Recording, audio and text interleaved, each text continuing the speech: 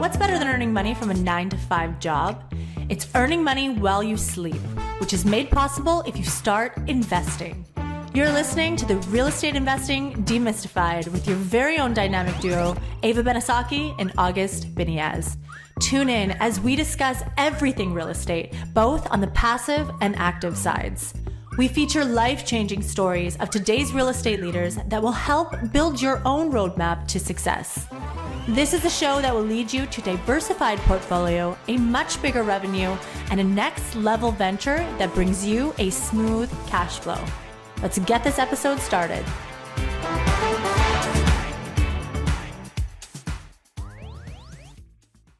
All right, welcome back. It's 2023. It is 2023. Happy New Year to our viewers and listeners. Thank you for all the loyal viewers and listeners. They've been with us now for a long time. We've gone through a lot. I've actually gained and lost probably around 40 pounds, and my hairstyle has changed, and my beard, I grew a beard, so they've seen me go through a lot, and a lot of gray hairs coming out, and the economy and interest rates, like as much as interest rates have gone up and down, my weight has gone up and down.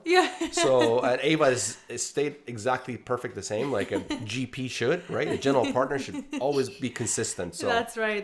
Yeah, we just want to thank all of our viewers. Without you guys, this wouldn't be as fun and exciting. We always love seeing new subscribers and likes. And, we put a lot of work into this every week. So it really means a lot to us, guys.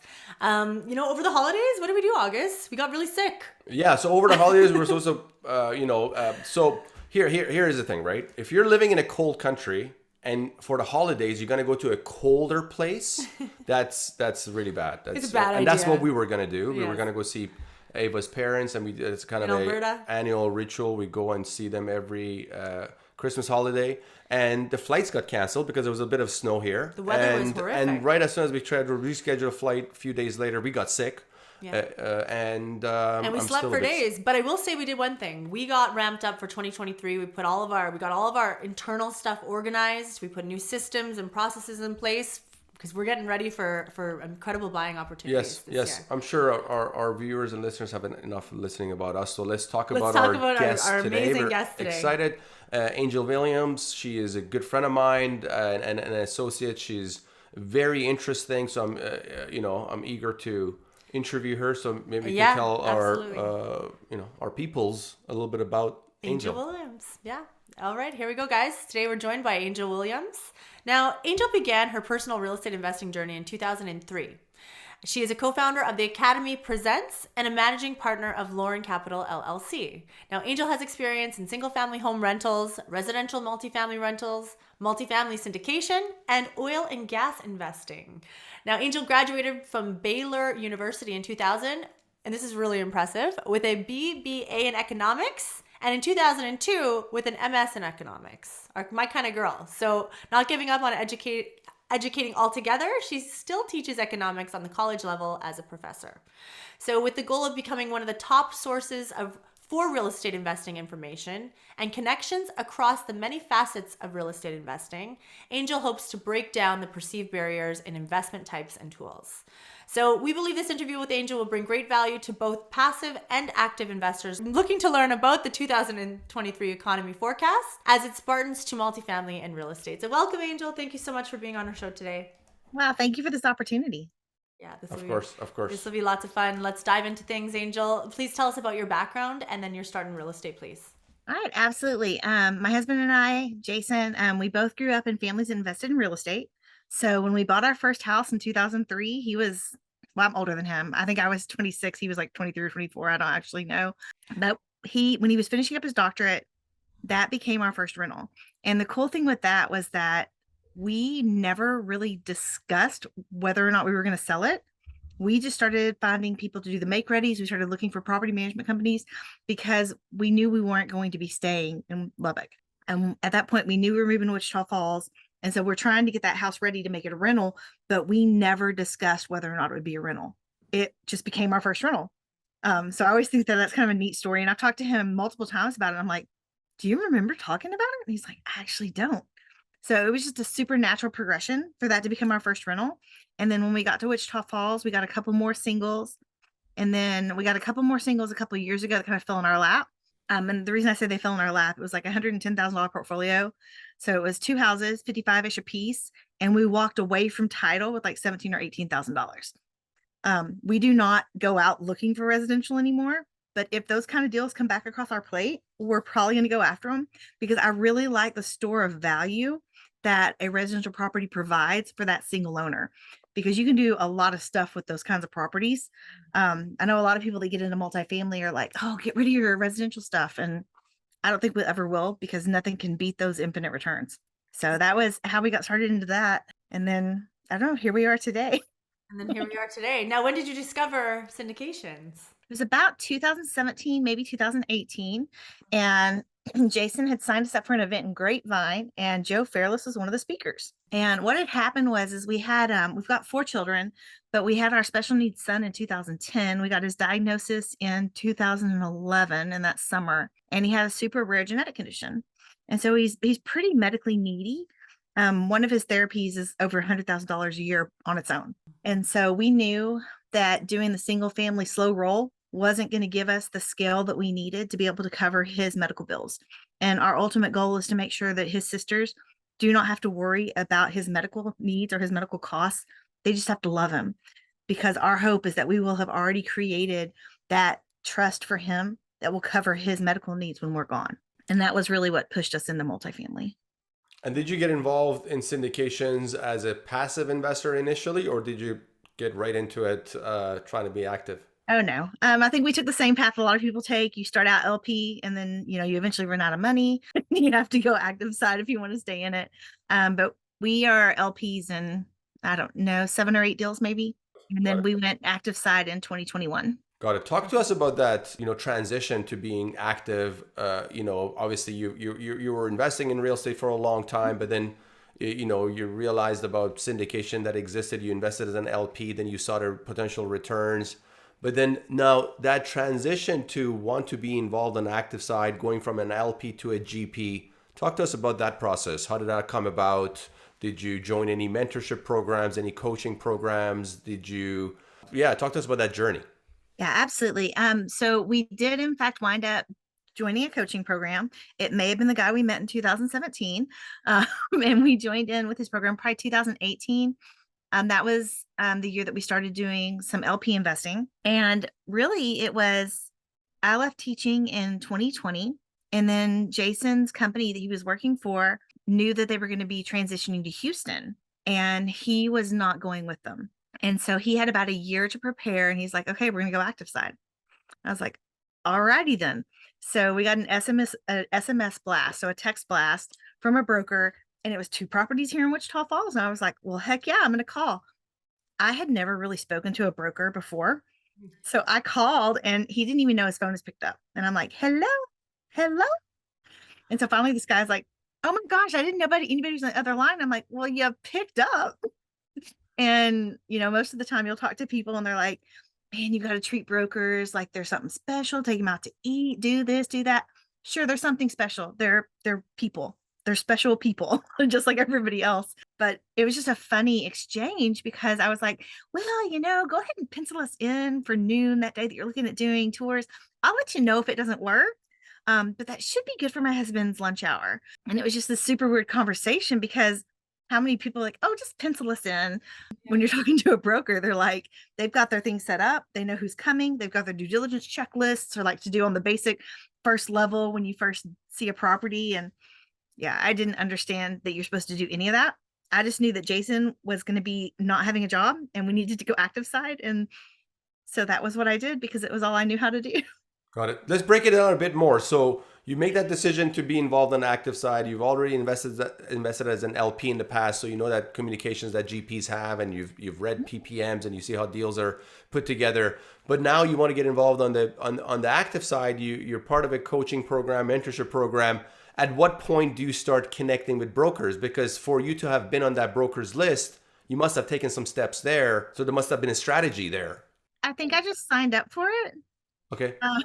Maybe in your mentorship program they told you. No, it wasn't in the mentorship program. It was a Marcus and Millichap deal, and I was just on one of their lists. Okay. Got it. For like secondary or tertiary markets, I think, in Wichita Falls is a secondary/tertiary market. And that was how I got on it. And then with the second deal we got, Jason had been building a relationship with that broker. And so that was how we that's not how we got the deal. The deal was marketed and a bunch of our friends sent it to us because they know this is where we live. And then Jason started building that relationship with him. And so that was, I think, how that one worked out. But it was not, we do it different than a lot of people. We do not actively go out and seek relationships with brokers. If they happen, they happen. I feel like the universe makes things happen and the universe puts things out there for us. And you just have to recognize them when they're there and make it work for you. Right on. And your first deal, how big was your first deal? 72. 72 units. Great. And if you had to give like a blueprint to someone else who's listening or watching this show who's invested in real estate in the past, maybe has invested as a LP, but wants to get involved on the active side, should they go your guys' route where leave their job and then get involved on the general partnership side? Is there other roadmaps that they should follow, possibly a co-GP option first and then get involved as a lead sponsor? What would be your advice having gone through the steps you went through? I think it depends on who's in your network, and it really depends on how people see you. If when people think of you, they think of, oh, teacher, engineer, firefighter, or something else, a different role, you're probably not going to be as successful in a co-GP position because people don't see you as a real estate investor first. People need to see that as your primary role for you to be effective in that co-GP position. Otherwise, I would say try and get on a team doing something else, whether that's asset management or, you know, doing some of the other pieces, putting together the business plan or helping search out the loan, finding a loan program or a loan product that you're going to be able to use. Find another way to be a part of a team, underwriting somehow. What is the best way to find a way to be on a team? Would somebody go about doing that? Do not go up to somebody and say, oh man, how can I help you? How can I be a part of your team? How can I help your team? No, because now you've given me another job. Now I got to figure out what to do with you too. If you're going to go to somebody, say, hey, I'm really great at asset management. I am really great and I have great relationships with loan brokers and mezz debt people. You know, I'm really great at underwriting. I'm really great at this piece. I know property management. And go in there and tell them what you're good at, because that's going to weed you out from a whole bunch of other people that are coming. How do you find them though? How do you find them? You just have to go to events, go to meetups. You know, we're 2 hours away from any big metro areas. So most of what I do is online. I do a lot of virtual events, and people tell you, oh, you're not going to be able to raise capital that way. You're not going to be able to meet people that way. But it's been super effective for us. I think you just, whatever method you choose, you got to go all in with it. You can't like not go in all the way. I can't think of a good way to say that. It's going to be dirty if I say it. No. I'll go. Let's go over your process. So it seems like you went through the blood, sweat, and tears process doing your first deal as it came, and both of you have left.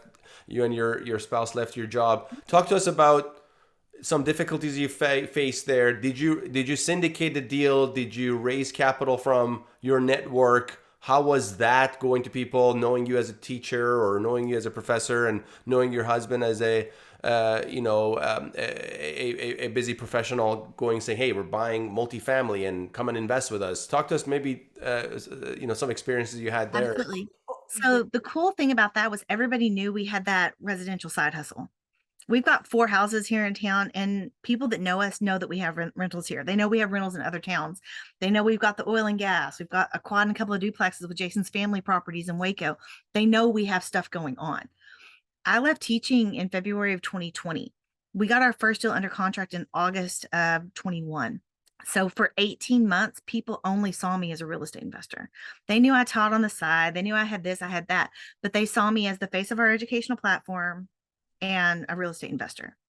And so that was kind of the plus of being in the space for 3 to 4 years before we ever went active side.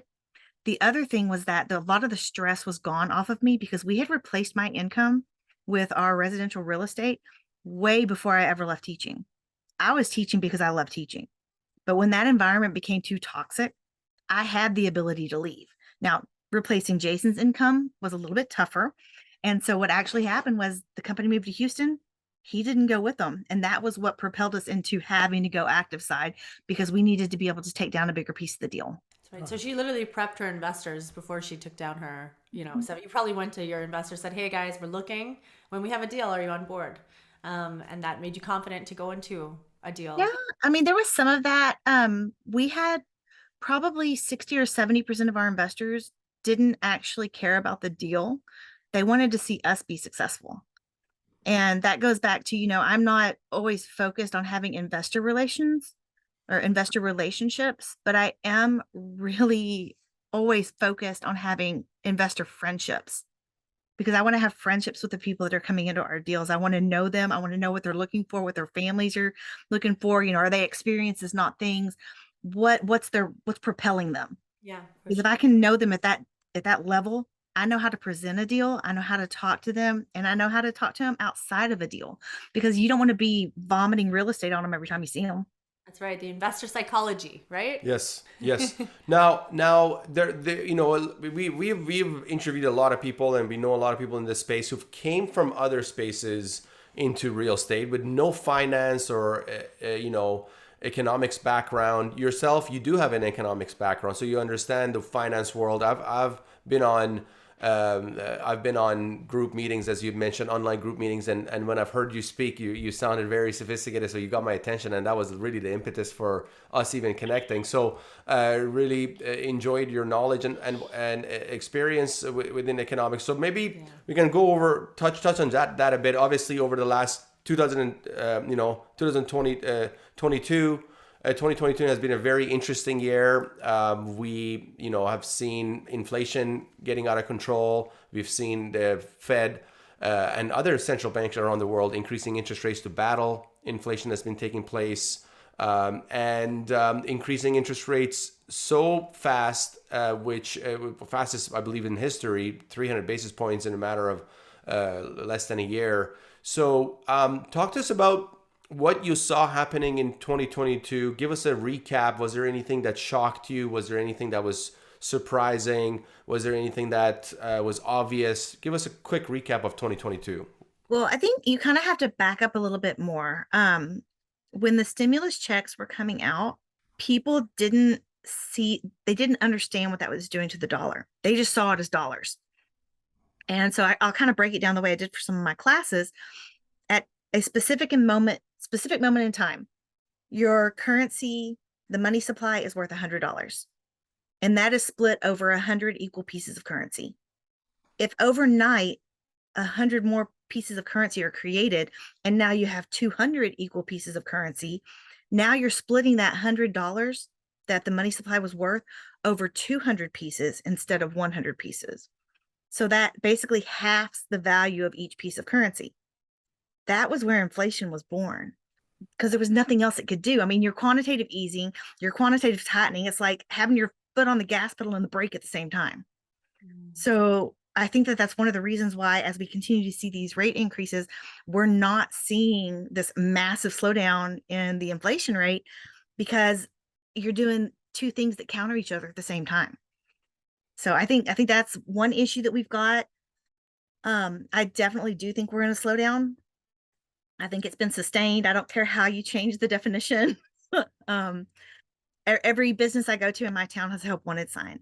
That doesn't scream lowest unemployment ever to me. That screams we're still in a situation. If things were growing, I wouldn't have a hard time getting eggs at the store, and they sure wouldn't be $7 a dozen. But I think there's a cooking of the books going on. I think there's a different narrative being told than what's actually going told. There's like 5 or 6 different ways to determine inflation. Sorry. And you really have to be able to look at all 6 of those, because they're all going to be off. They're all going to be biased a little bit. And if you're only looking at one, and you're not, like, if you're looking at CPI only, but you're also not taking into consideration like energy prices or food prices, or you're only picking and choosing out of it, then it's not giving you any kind of a realistic view of what's going on.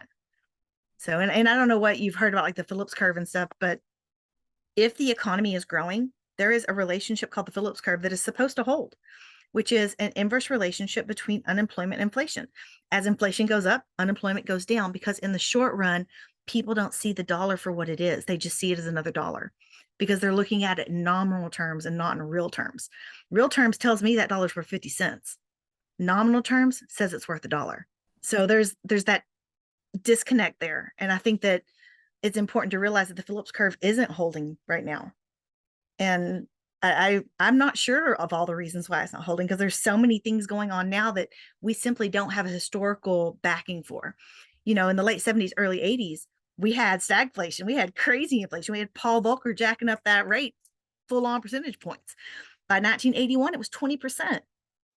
I mean, it was outrageous. That was the federal funds rate. And it wasn't until 85 that we saw any level of single digits. And it wasn't until 86 that we were back in single digits. And we've been in single digits since 1986. And what's So, your prediction moving forward? Do you think that the oh my Fed, gosh, I have no idea. do you I think the think Fed will continue raising rates? Obviously, they've been doing it. They've just maybe took their foot off the gas pedal just a bit. They're still on the gas pedal full on down, but just a bit, because it went from 75 basis points to 50 basis points their last meeting. Do you believe that they'll continue doing that? Do you think the interest rates will have an effect on inflation? Do you think the job market is still too strong? There's a lot of tech companies are huge layoffs. Yesterday, I believe Salesforce had 10,000 people they let off. It's they had huge layoffs. Other Meta and other tech companies are also doing huge layoffs. What do you think? What is your prediction? Is it going to be a repeat of history where what happened in the 80s with Paul Volcker, or do you think the inflation will subside and what they've done here will take an effect? so. I think that we almost have a level of insanity going on. What do we keep doing? We keep raising the rate. Well, at what point do we realize that doing the same thing over and over again and expecting different results is in fact insanity? It hasn't worked yet. Why is it going to work next time or next time or next time? Is it the economy correcting itself? But that's the only tool they have. That's the only tool the Fed has, is to increase rates. No, they've got there's other stuff. The FOMC can also go in there and adjust bonds and stuff too, but it's who's who's willing to do anything with bonds, right? And that's where they can, like, I guess, have you ever seen or read was it Jekyll Island, I think? And it talks about the Fed as being like this outside agency. It's not really a part of the government. It's actually like this business. And I've not had the opportunity to read it yet, but it was really interesting to hear that, because I thought the Fed was like part of the government.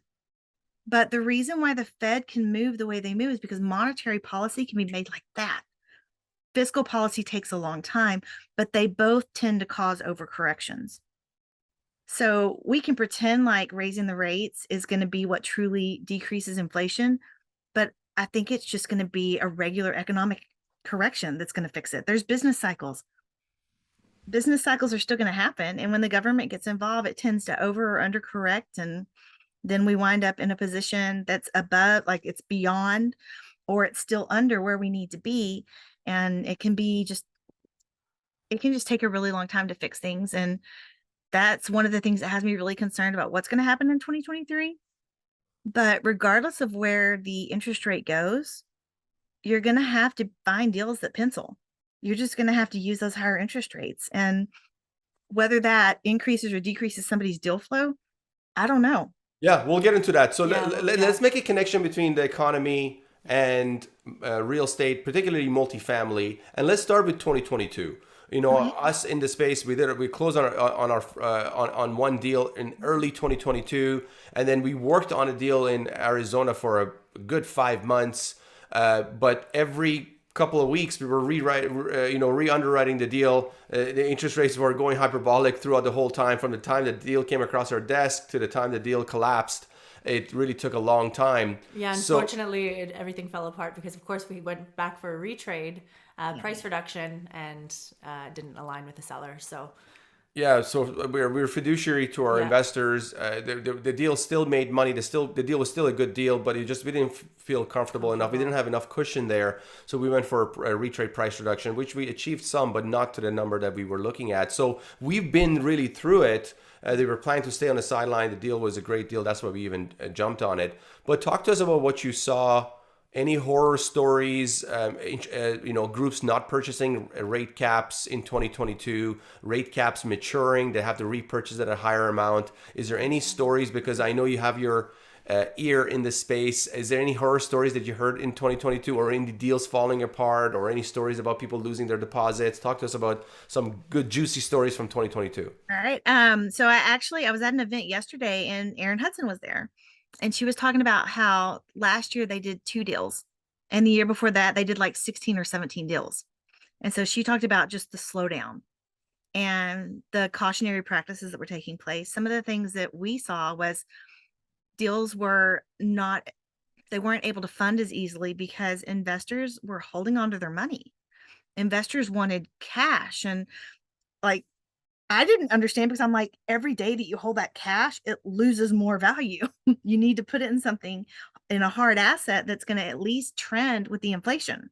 But I heard of people that had to get multi-million-dollar gap loans to get their deal across the finish line. And those gap loans come with very high costs. And those high costs are ultimately going to show up in that bottom line for the property. And so I haven't heard a whole bunch about people with adjusting rate. We were lucky enough to get into a fixed rate bridge, which at the time we were like, oh, 5.99, this is so much. Now we're like 5.99, heck yeah. But When is that maturing? we've got 2 more years. 2 more years. Okay, so you'll hopefully be over this situation. Right. We're in. So Yeah. so now let's Per year for sure. I okay. think it's Let's connect the economy and everything we just talked about with 2023 and our predictions. Obviously, we have our predictions here in house. I have just written a newsletter about my prediction in 2023, both of what economy and real estate will be featured on our website and on LinkedIn shortly. But talk to us about your plans, your predictions, your plans as a general partner, your fiduciary to your investors and your partners. What is your plan for 2023, knowing the dysfunction that exists there with the government and their hand in business and commerce? What is your prediction? Are you guys sitting on the sideline looking for opportunistic deals? What if a deal comes across your desk? What are the check boxes it has to check for you to even be interested? Jason has to say it's a good deal. I don't actually do numbers. So that's a Jason thing. Jason's But your husband? Yes. yes, Good. he's our underwriter. But I kind of, Aside from the numbers, Angel, I'm talking about, are you looking for cash flow from day one? Are you looking for assumable loans? Are you looking for a deal that has value add? Are you like, what is going to, assumable loans take forever. And we've kind of decided we're not going to chase agency probably ever again. We've been looking at bank debt, recourse debt. At this point, we're like, we just, with our first property, getting a loan product was so very difficult. And so we've just decided that we're not going to go down that road anymore because time is money. It has a cost to us. It has a cost to our investors. So one of the things that we're looking at, because I am very fearful of stagflation happening in 2023. and describe what stagflation is. It's the worst of both worlds. You've got basically this economic slowdown where the economy is grinding to a stop with inflation that's going crazy. So you've got like inflation and recession all slammed into one, and people are having a hard time dealing because it's a very difficult kind of situation. And that's where I'm really looking into our properties, and I'm looking at additional streams of income, because the idea of continuing to bump rents across the board in that blanket fashion, it really kind of hurts my heart, because not everybody can afford those kinds of blanket bumps. But if you can do things like a Wi-Fi package, or you can do covered parking, or you can do storage, or you can do some kind of a laundry facility vending machine, or you can maybe take on the vending machines in the property. If you can find some way to get additional income streams without having to do that blanket rent bump, yeah, there still will be some. But when you have those additional income streams, you allow the people who can afford it to purchase those kinds of items. So you're still providing income to the property, but you're not hurting your residents that can't afford those kinds of blanket bumps.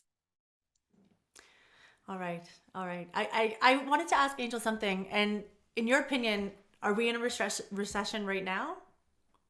I think so.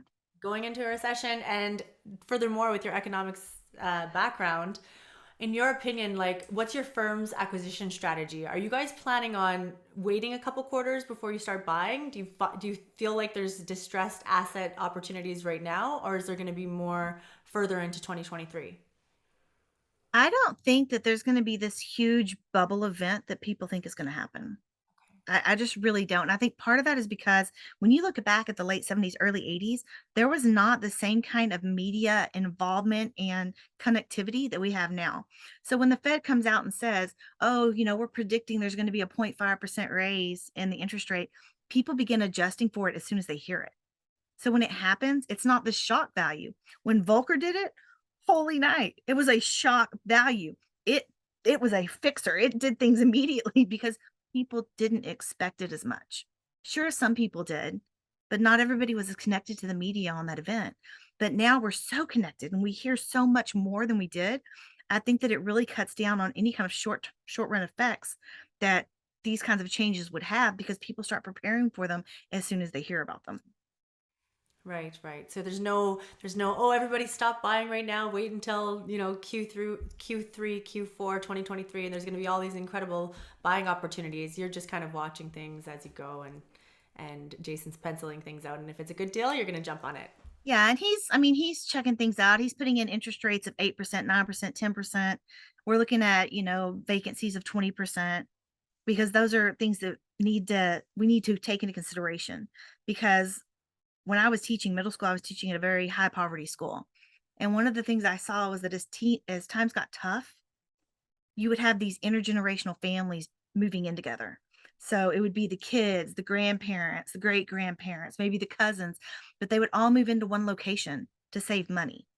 And so there could be that consolidation of households again during all of this, because this is very similar, I think, parts of it into what happened in the early stages of the shutdowns with the pandemic. And so I think there's going to be this combination of households that are able to do that and able to live sort of comfortably and hopefully not get caught up in lease violations. But that's how they're going to share some of those costs. And so I think there will be higher levels of vacancy because of the households that are going to start combining. All right. Okay. So do you think, what is your interest rate prediction? Do you think interest rates will come down in 2023? I don't know. I don't think they'll go over 10%. Hopefully not. I think if they do go over to Ava's prediction that there's going to be a lot of groups underwater, I think her prediction will definitely come true if the rates go up that high. Yeah. Well, I'm thinking like prime rate. I don't think prime will go over 10. Maybe it will. I mean, what's it at now? 7.5? How about cap rates? What's your prediction on cap rates? Do you think cap rates are going to keep increasing? Are they going to stop? Are they going to decrease? What's your prediction for later in 2023? I don't actually know. I don't always look at cap rates because I feel like it's kind of a given. When you come into a market, you don't get to determine what it's going to be. And until you exit, you don't know what it's going to be. You've got estimations of what it's going to be. Right. But like the going in cap rate is basically what's in your market. So I don't actually know. I think that we're in a unique market because a lot of places are seeing rent drops and we're not seeing rent drops. Last question on this before we move to the next segment of our show is, how about as far as inflation? Do you think inflation will start decreasing in 2023? It is decreasing a tiny bit already, but do you think it'll start coming down significantly in 2023? Is it really going down? Or are we being presented with numbers that are giving a different narrative? Because moving forward, what do you think moving forward? Do you think it will come down? Now that there's going to be job layoffs and is having somewhat of an effect into the job market? I think it depends on how they're going to affect the real rate versus the nominal rate of the dollar. Because if we're truly where they say we are, then our goods are going to become more expensive in the world. And it's going to have a lot of pressure on us. We're not going to be able to export as much because they're already saying our dollar is strong compared to these other currencies. I don't feel like my dollar is strong. My grocery bill quadrupled. So the only time that it goes down is when the market needs to clear because they've had prices so high, nobody's buying it. So I'm constantly looking for those market clears, but it's, man, I wish I could give you a really good prediction, but I think there's just so many variables. Well, are you investor relations in your group? I am. So what do you say when an investor asks that question from you? Hey, hey, Angel, you want me to invest with you my hard-earned money to come and give you $100,000, $150,000, $200,000? I want to know, what is your prediction where the rates are going to be this year? Is the inflation still going to be there? Should I invest with you? What should I do? What would you say? Questions that Ava gets asked on a daily basis. I would say that if you invest in this asset, you invest in this property, your investment is going to ebb and flow with the inflation rate. You're not going to lose out one way or the other as long as you're invested in something that's going to continue to move up and down with the inflation rate. A Um, tangible asset that their rents basically follow inflation in a way. yeah, and I mean, I can't say that you're not going to lose out, but the potential for a property going to zero is pretty low. And I would just say, I mean, as the dollar becomes less valuable and rents go up because they have to, because the dollar's less valuable, then your property value is going to go up because of the way it's figured from the cap rate. Right. So, I mean, that's just how it plays out. And so you want your dollar in something that's going to be increasing in value, even if it's only a nominal increase and not a real increase. A hedge. You want something that's a direct hedge against inflation, and that's commercial real estate. Potentially. All right, great. We really appreciate it. Thank you for Thanks, Angel. allowing us to put you under the gun. I'm not sure if you allowed us, but you were definitely put under the gun. She didn't have a choice. You don't have a choice. All She didn't right, have a let's choice. move to the next segment of the show, which is more fun, is more guns pointing at you. Is the rapid fire guns. Yeah, whatever. So 10 championship rounds to financial freedom. So whatever comes top of mind. Here's the first question, Angel. I'll just move this closer to you so your thank you. sound will be very firm, Ava. Thank you, August. All right, here we go. First question, Angel. Who was the most influential person in your life? Probably my grandma. Any So, cool stories you can share? I can. So my grandmother was born in 1933. And she only made it through the 8th grade because she would have to go pick cotton with her family every year. This is paternal or maternal? Maternal.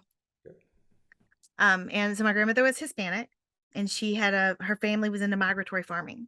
And so she would leave the school year and go and help her family pick cotton, and she would come back and she'd be far behind.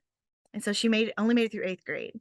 And then she went and got her GED, and she became a civilian librarian for the Army.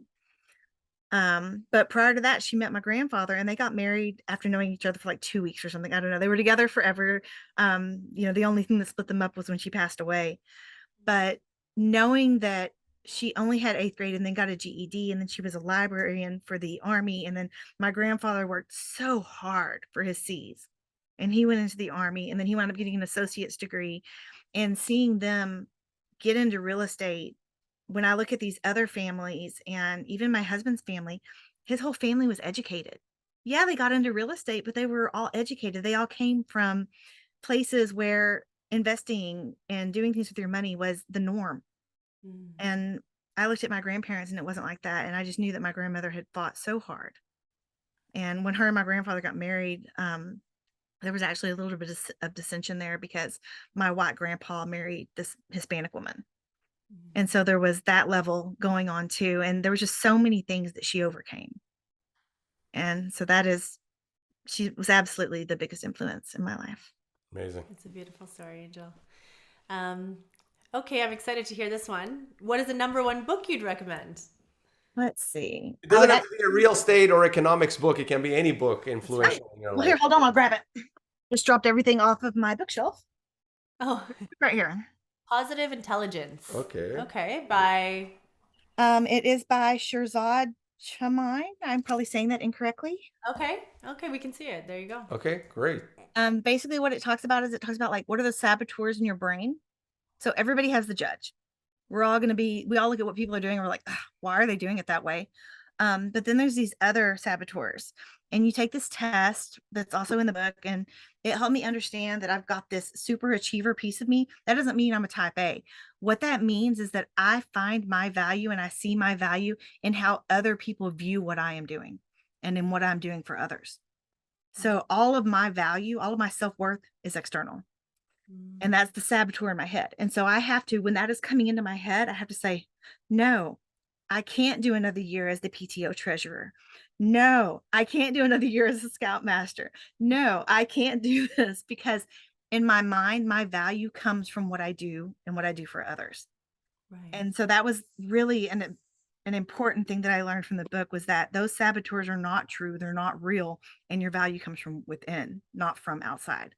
And so that is why it's my favorite book, because it was a real game changer for me. Yeah, Ava's going to give it a read and give me a quick debrief on it. Yeah, Yeah, 100%. like over the weekend, possibly. 100%. Okay. All right, next question, Angel. If you had the opportunity to travel back in time, what advice would you give your younger self? I actually wouldn't change anything. Is there some things that were reckless and stupid and things I shouldn't have done? Absolutely. But I wouldn't be who I am today if I hadn't gone through those things. And so even though they were reckless and stupid and I'm lucky I made it out to the other side, I still probably wouldn't change anything because I needed every muscle that I gained along the way to be where I am now. Nice. I like that. Okay, next question. What's the best investment you've ever made? Probably the first house we ever bought because we still have it. $0 of our owner in it. It has been infinite returns for, Nice. gosh, over a decade. Nice. Right on. Okay, now what's the worst investment you've ever made and what lessons did you learn from it? The worst investment I ever made was in a deal with a super big player Okay. that it was just a bad deal. And it wasn't so much that we lost money on it, it was that we didn't make anything on it. So what we lost was the opportunity cost of had we put that money into a deal that was performing. Right. Right. So that we lost that way. We lost, 85% of the investment because we didn't check this person out better. The deal penciled and this person looks amazing on social media. So, I mean, I would just say that you've really got to vet people out. And having that experiences is probably one of the reasons why I really focus on reconning someone. It's kind of fun, but it's become really important to me because at first I thought, you don't recon people. When you recon people, it makes you look green. It makes you look inexperienced. But when you don't recon people, it makes you look foolish. And if you want to grow in this space, you have to recon people and vet them out and make sure you know what's going on before you get in a deal with somebody. Yeah, I know exactly what Syndicator Angel is talking about because we've had this conversation before. Right. And Angel and I get on a call sometime and Yeah. we jointly vet people. If I have somebody that I'm looking into, or if she's somebody looking into, we kind of discuss it and reach out to our network and see who this person is because the multifamily, the syndication fraternity is very intimate. Yes, and that's right. stories come across right away. And August always walks out of the room. I'm like, you guys were sure on the phone for a long time. He's like, that girl is so smart. She knows everything about everything. So it's funny. So, all right, here we go. Next question. Angel, how much would you need in the bank to retire today? What's your number? 2 million. 2 million, that's it. We're gonna Okay, make come that on. on a couple of deals together, Angel. Oh, okay, so you take that 2 million, Yes, there we go. put it into deals, Okay. and that creates enough cash flow for you to live at about $100,000 a year. Right on. Maybe a little more. Tremendous. Woo, Tremendous. I like that. All right, smart woman. Okay, next question. Here we go. If you could have dinner with someone dead or alive, who would it be? I don't know, I'd really like to see my grandma again. It'd be really cool to show her where we've come, like how far we've come, or Yeah. maybe Jason's dad, because I always looked up to him as well because he got into real estate investing when Jason was younger, and he was he has like a degree in biology and then microbiology or mammalogy, I forget exactly, and then he does museum studies, but he was also very successful in investing, and that was all self-taught. And so I'd love to show him where we're at now too, because when he passed away, we did get some of that inheritance, and I would love to show him what we've done with it. Oh, nice. Nice. Nice. All right, next question, Angel. If you weren't doing what you're doing today, what would you be doing now? Teaching. Okay, nice. Yeah, you really enjoyed teaching, hey? And you're good. Yeah, love it. Next question. My favorite one, book smarts or street smarts? Wow. I think that you have to have a combination. Yeah. When I first met Jason, I would tell people that he was the smartest dumb person I knew. Because he had this PhD and I was like, don't you understand what's going on here? This is what they're thinking. This is what they're saying. He's like, what? And over, we've been together like, gosh, I don't even know, 20 years. We've shared book smarts and street smarts with each other. And so we're much more nimble. But I think there has to be a combination. I don't really think it can be all or nothing. And we're looking at the book smart piece of it now too, and especially when it comes to like formal education. And I don't know that we're going to push our girls into it. Jason and I both have advanced degrees, and I still don't know that our girls don't have to go to college to get a career. If they want to go to college for the experience, that's fine. But you don't have to go there to get a career, because you can do what we're doing and do plenty amazing, because we're making more now than we ever made in our fields of study. It's funny. I'm going to step in really quickly. It's funny you say that, because August and I, we never went to college. We actually both jumped. I went to college. Right into our careers. I went to college. I didn't finish a degree, but I've gone to college. Okay. I took a bunch of different courses and programs. Yeah. So anyways, we're thinking if we could go back in time. Talk about yourself, girl. We could go back in time. Don't be bringing me into you people didn't go to college and stuff. I've gone to college. If we could go back in time, we probably would do that, because you really learn how to learn, right? You learn how to retain information. You learn how to, all these different things. So what's your opinion about that? So I think I could take that back to teaching piano. I never taught piano to a child younger than 5, because when you're learning piano, you need to be able to remember from piano lesson to piano lesson. If you don't understand that you have to remember what you did from this lesson this week to the next week, you can't learn, because you can't scaffold upon what you're doing. So the learning to learn piece, you have to be able to scaffold upon what you're learning. And if you figure that out in junior high or high school, I would just say that college is for the experience. It's for the relationships. And if you come out with a degree, great. If you don't, that doesn't mean that you didn't gain any relationships while you were there. That's right. Okay. Awesome. Why is book smarts or street smarts your favorite question, Ava? Because I love getting people's opinions, because I never went to college, right? So the book smarts and being able to read all these books, and I mean, some people can read a whole book in a couple days, right? For me, it takes me a lot longer than that.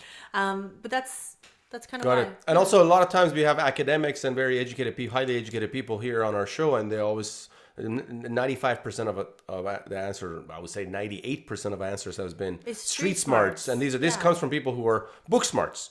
Which is really incredible to me, because again, if I could go back in time, I would have been like a dermatologist or something like that, right? But that's not where I ended up. And like, if I was thinking about it, like all of the education in real estate that Jason and I have, he learned from books and podcasts.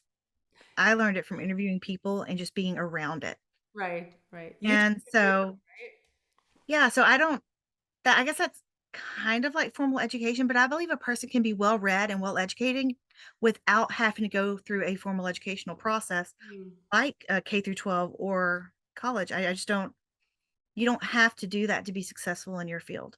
Yeah. Unless it's something required. 100%. I think you answered the next question, but we'll go at it again. Ava? If you had $1 million cash and you had to make one investment today, what would it be? So let me just do this. Ava went really bit too quick. If you had $1 million cash, you can make one investment today, what would it be? Very particular question. Is there a length of investment? Is it a what? Is there a length to the investment? A link? Like a length. Does it have to be for a specific amount of time? No. Just today, you had $1 million, but you had to deploy it today. It's not that literal today, but if you have $1 million liquid cash, you want to make an investment today, what would you invest it in? This is a common question people come up with. Hey, if I hit the lottery, or if I had $1 million, and sometimes a lot of people do have $1 million cash, what should they invest it into? What would you invest it into? I don't think it's the answer you want. I would probably actually... Because it all has to be in one type of investment? Yeah, most of the times. Yeah, it's... Yes. I'd probably actually put it all into residential. Okay. Probably residential multi, because I would own those outright. And the cash flow from those, so long as it's all rented, would probably be greater than if I put it into a multifamily as far as the cash flow goes. Now, on the turn, it'd be better to be in multifamily. So single family you would do? You buy a portfolio of single family homes, that kind of thing? Or a portfolio of residential multi, so 2, 3, 4s.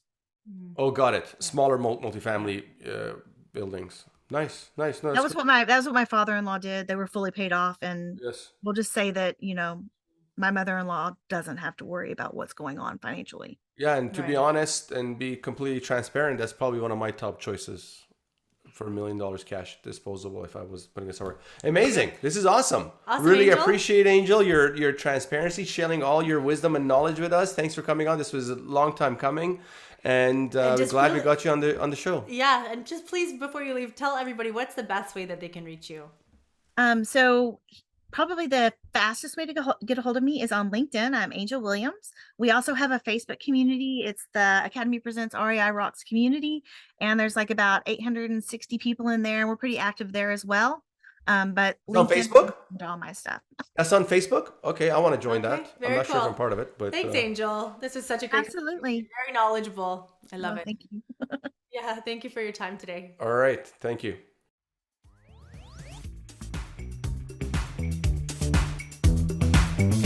Thank you for joining us for this episode. We hope this conversation enlightened you on how to win big in this highly profitable and risk-averse space. Get on your feet and embrace this world that offers so many opportunities just waiting for you out there.